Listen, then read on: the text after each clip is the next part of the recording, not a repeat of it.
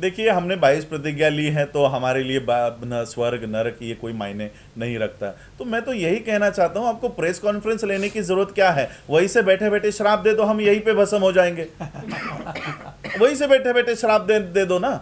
तो आपको press conference लेकर टीवी पर डिबेट करने की, आपको पुलिस एफआईआर करने की, राष्ट्रपति को खत लिखने की क्या जरूरत है? आप वहीं से बैठकर हमको श्राप दे दो, हम यहीं पर भस्म हो जाते हैं। देखते हैं कि आपके श्राप में, आपके स्वर्ग में, आपके नरक में कितनी ताकत है।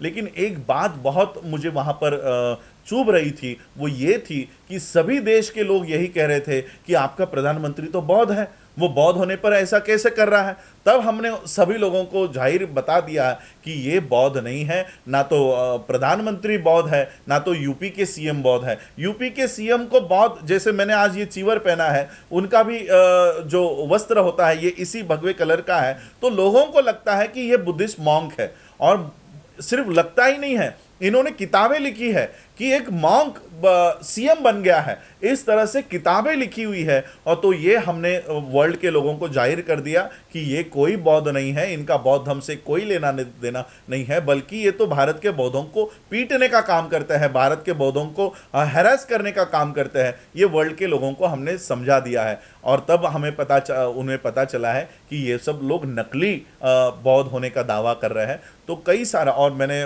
कल परसों लिखा था कि बहुत बड़ा स्कैम हो रहा है बौद्ध धर्म के नाम पर, कि जो लोग बुद्धिस्ट भी नहीं है, जिनका बौद्ध धर्म से कभी भारत में कभी उन्होंने नाम तक नहीं लिया होगा बुद्ध का, बाबा साहब का, वो लोग वहां से जाकर पैसे ऐंठने का काम कर रहे हैं। सोशियो इकोनॉमिक डेवलपमेंट के नाम पर बहुत सारे पैसे बुद्धिस्ट कंट्रीज से यहां पर लेकर आ रहे हैं। आपके वाराणसी के लिए इन्होंने डेवलपमेंट के लिए पैसे लाए हैं, गंगा की सफाई के लिए बौद्ध देशों से पैसे लाए, आपके बुलेट ट्रेन के लिए बौद्ध देशों से पैसे लाए।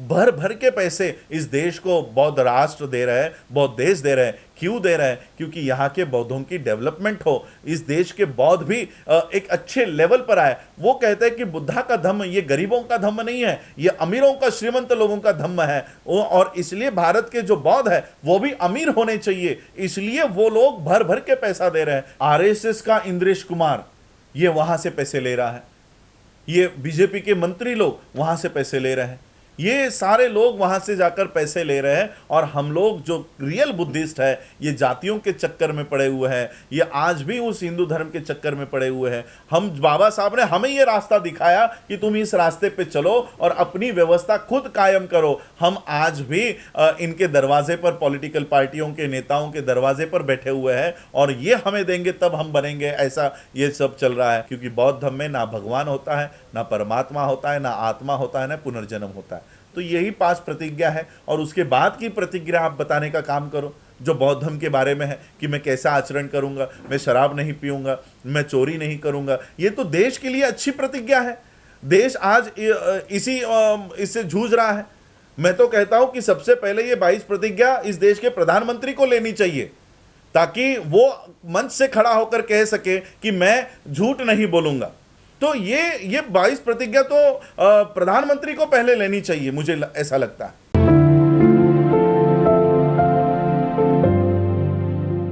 मुझे लगता है एक मौका था जो हम लोगों ने गवा दिया है, लेकिन फिर भी देश के लोगों को यही देखिए, ना राजरत्न अंबेडकर बड़ा है, ना राजेंद्र पाल गौतम बड़ा है। बाबा साहब अंबेडकर जी की मिशन को जो आगे लेकर जाएंगे, हमको उसके साथ खड़ा होना चाहिए। हम लोगों को इसका पॉलिटिकाइजेशन नहीं होना देना चाहिए। लोग भ्रमित होकर कल को फिर राजेंद्र पाल गौतम जी आम आदमी पार्टी में ही कंटिन्यू रहे, तो इसका मतलब ये नहीं कि लोगों को भी आम आदमी पार्टी में चले जाना चाहिए। ऐसा कतई नहीं करना। राजेंद्र पाल गौतम जी इस समाज के एक व्यक्ति है, नेता है, इसलिए हम उनका समर्थन करेंगे, आखिरी दम तक करेंगे। लेकिन उनके पॉलिटिकल पार्टी को हम कतई सपोर्ट नहीं करेंगे, और कतई हम इस पॉलिटिकल पार्टी का लोगों को भी हम लोग कहेंगे कि कभी इसका झंडा भी इसका नहीं उठाना है। और इसका निषेध तो हम करते ही हैं, आम आदमी पार्टी का पूरे देश और विदेशों में इसका ये निषेध शुरू हो चुका है। ऑस्ट्रेलिया के कई सारे लोगों ने मुझे ये मैसेज दिया है कि आप हमारा मैसेज राजेंद्र पाल गौतम जी तक पहुंचाइए। और वो मैसेज ये है कि राजेंद्र पाल गौतम जी, आपने आपके मंत्री पद से इस्तीफा दिया, बहुत अच्छा काम आप लोगों ने किया, आपने किया है। पूरा विदेश आप लोगों के साथ खड़ा है और उन्होंने मैसेज दिया है कि इसी के साथ साथ सामान्य सदस्यता का भी आपको त्याग करना चाहिए, ताकि लोगों को पता चले कि आम आदमी पार्टी बाबा साहब अंबेडकर जी के आड़ में ये किस तरह से अंबेडकर विरोधी काम कर रहे हैं। जो कंट्रोवर्सी हुई इसमें, तो मैं ये कहना चाहता हूं, यही कंट्रोवर्सी आपको महाराष्ट्र में क्यों नहीं होती?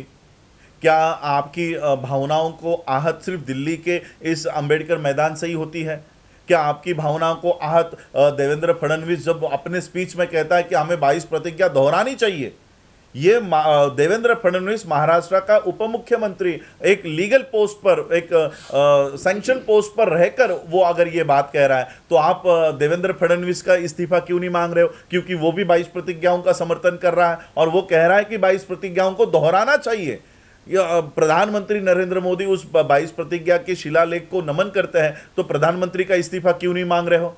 तो ये कहीं ना कहीं लोगों को, भारत के लोगों को समझ जाना चाहिए कि ये बौद्धों के खिलाफ इस देश में नफरत फैलाने का काम कर रहे हैं। ये आज की हुई कोई प्रतिज्ञा नहीं है, 1956 से चली आ रही है और भारत सरकार ने इस प्रतिज्ञाओं को, अगर इसके खिलाफ इनका कुछ नारा होता है, अगर इनको ऑब्जेक्शनेबल होती, तो भारत सरकार इसको छापती नहीं। भारत सरकार की किताबों में ये बुक राइटिंग एंड स्पीचेस में छपी हुई है। तो इसका मतलब ये अप्रूव्ड है और इसलिए हम वो कह रहे हैं। और कई हम लोगों ने इसको ऐड नहीं किया है कि कोई एडिशन नहीं है, डिलीशन नहीं है। तो यही मैं मेरे हिंदू भाइयों को कहना चाहता हूं, ये हमारी प्रतिज्ञा है जिसमें किसी देवी देवताओं का अपमान हमने नहीं किया है। सिर्फ बौद्ध बनने की ये प्रक्रिया है। बौद्ध जो हो जाता है उसको जो रीति रिवाज वो पहले से फॉलो कर रहा था वो छोड़ने ही पड़ते हैं, तब जाकर आप बौद्ध बनते हो। जी, थाईलैंड में वर्ल्ड फेलोशिप ऑफ बुद्धिस्ट की 30वीं कॉन्फ्रेंस हो रही थी और बाबा साहब पहली, तीसरी और चौथी कॉन्फ्रेंस में गए थे। हर 2 साल के बाद ये कॉन्फ्रेंस होती है। मैं 29वें कॉन्फ्रेंस को 2018 में गया था और उसके बाद लॉकडाउन लग गया, तो 2020 की कॉन्फ्रेंस नहीं हो पाई और अभी 2022 की कॉन्फ्रेंस 3 दिन जो चली, तो वहाँ से मैं अभी यहाँ पर आया हूँ। और भारत की जो बौद्धों की भूमिका है, बौद्धों के साथ क्या होता है, और हमें तो ये बहुत अच्छा प्रूफ मिल गया कि बौद्ध धर्म दीक्षा लेने के बाद किस तरह से हमारे ऊपर अन्याय हो रहा है, अत्याचार हो रहा है। ये हमने वर्ल्ड के प्रेसिडेंट को हमने वहाँ बताया है, काफ़ी लोगों से चर्चा की है। मैं लोगों से यही आह्वान करना चाहता हूँ, बाबा साहब ने जो मार्ग हमें दिखाया है वहाँ पिछले 60 साल से हम चले नहीं हैं और ये लोग सारा कब्जा करके बैठे हुए हैं। आज मैं वहाँ पर publication, publicity, culture and arts की कमेटी में स्टैंडिंग कमेटी सेक्रेटरी के लिए मुझे उन्होंने चुना। जब उन्होंने मेरे विचार सुने और जब ये सारी बातें सुनी, तो मैंने उनको कहा कि हम लोग बौद्ध धर्म, यह हमारी पहली पीढ़ी है। अगर आज आप देखो, बाबा साहब अंबेडकर जी ने हमें बौद्ध धर्म से इंट्रोड्यूस तो करा दिया, लेकिन हमारे लोग, बाबा साहब अंबेडकर जी का महापरिनिर्वाण कुछ 1-2 हफ्तों में ही हो गया। तो इसलिए बौद्ध धर्म में हमें क्या करना है यह हमें पता ही नहीं है, आज तक हमें पता नहीं है। और इसलिए हमने क्या किया, भगवानों के मूर्तियों को हटा दिया और बुद्ध की मूर्ति लाकर बिठा दी। तो हम भी वही कर रहे हैं, बुद्धा को सिर्फ नमन करने का काम कर रहे हैं, लेकिन एक्चुअल बुद्धिज्म क्या है या हमें भी नहीं पता। और इसलिए मैं अलग अलग देशों से जाकर वहां का बुद्धिज्म कैसा है, हमें क्या करना चाहिए, क्या पढ़ाई करनी चाहिए, किस तरह से करना चाहिए, इसलिए अलग अलग देशों से मैं मिल रहा हूं और अच्छी यूनिवर्सिटीज में भारत में लाकर यहाँ के लोगों को ट्रेन करने का काम कर रहा हूं। आज मुझे ताइवान के लोगों ने आमंत्रित किया कि सर, अगर आप इस तरह से कुछ करना चाहते हो तो आप हमारे देश में आओ, हम आपको पूरी मदद करेंगे। मुझे ऑस्ट्रेलिया के बौद्धों ने मदद की है, ऑस्ट्रेलिया के पार्लियामेंट के मेंबर ऑफ पार्लियामेंट ने हमें मदद का हाथ दिया हुआ है कि आप अगर एजुकेशन के लिए कुछ करना चाहते हो तो हम आपको पूरा समर्थन देने के लिए तैयार है। तो आज हम 60 एकड़ ज़मीन मेरे पास है, वो 60 एकड़ ज़मीन हम लोग बुद्धिस्ट यूनिवर्सिटी यहाँ पर बनाएंगे और वर्ल्ड के बुद्धिस्ट कोर्सेस हम हमारे बच्चों के लिए यहाँ देंगे। और सिर्फ बुद्धिस्ट कोर्सेस ही नहीं, जितने भी आपके प्रोफेशनल कोर्सेस है, जितने भी आपके कॉमर्स, आर्ट्स, साइंस के कोर्सेस है, वो भी हमारे बच्चों के लिए आ देंगे। और बौद्धों का खुद का एजुकेशन सिस्टम, हम लोग देखो, बुद्धा का सबसे बड़ा मैसेज एजुकेशन है। बुद्धा ने जब क्रांति की, उस क्रांति के का परिणाम ये हुआ कि देश में 17 विश्वविद्यालय बने।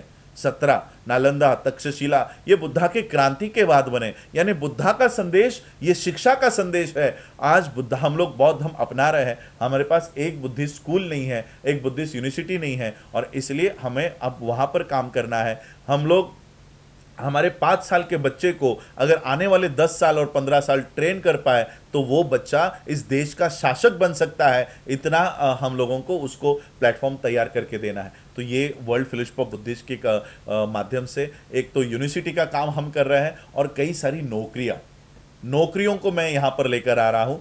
बायोटेक्नोलॉजी के माध्यम से ताइवान ने मुझे आह्वान किया है, मुझे इनवाइट किया है कि सर बायोटेक्नोलॉजी के लिए आपके देश में जो आप करना चाहते हो सारा आपको हम देने के लिए तैयार है। तो मेरे ख्याल से नवंबर महीने में ही, अगले महीने में ताइवान जाऊँगा और वहाँ के एंटरप्रेन्योर्स को भारत में लाकर बौद्धों को देने का काम करूँगा कि ये बुद्धिस्ट है, वो भी यही चाहते हैं कि हम जो काम कर रहे हैं, हमारी जो टेक्नोलॉजी है वो हम भारत को देना चाहते हैं, लेकिन हम किसी ब्राह्मणी व्यवस्था के आदमी को नहीं देना चाहते, वो बौद्धों को देना चाहते हैं। तो वो सारा जो आज तक डाइवर्ट हो रहा था, अडानी अंबानी के पास जा रहा था, आज वो वापस बौद्धों के हाथ में लेकर देने का काम हम करेंगे।